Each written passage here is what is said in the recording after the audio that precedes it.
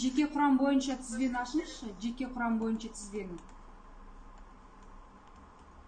Бұл жерде өткенде айтылған нелердің бәрі өзгертілген, дұрысталыпты. Бұл жерде сізде дұрыс.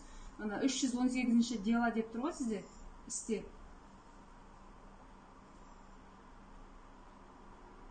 Аха, сол жерде нені ЗАУ 2018 деп көрсетіңізші. Болды, қалғандары дұрыс. Енді тұрақты, тұрақтыдағын ашыңыз, тұрақты бойынша.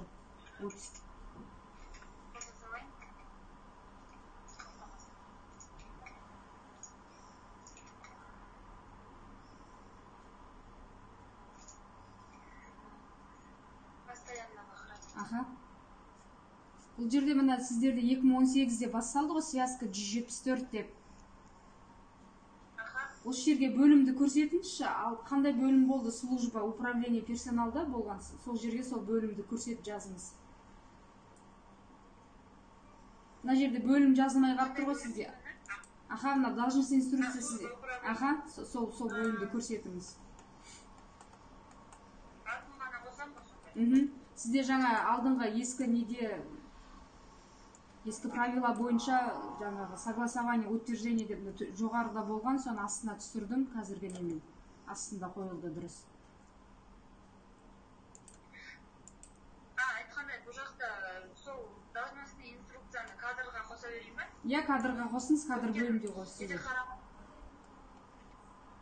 Өткен алдыңғы жылғыларда өз бөлек тұрған екен де, соған қарап істеген еді. Енді кадр бөлімде, қай бөлімде сақталады құжат, сол бөлімге қоясыз.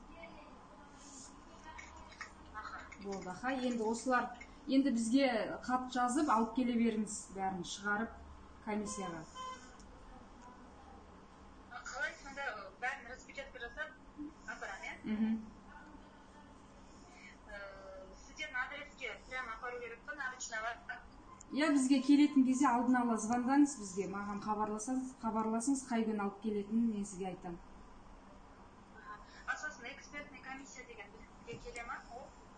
Жоқ, келеді сол алдағы уақытта, қай күні белгіленген, сол кезде уақытта сізге қосымша тағы да звондап айтам.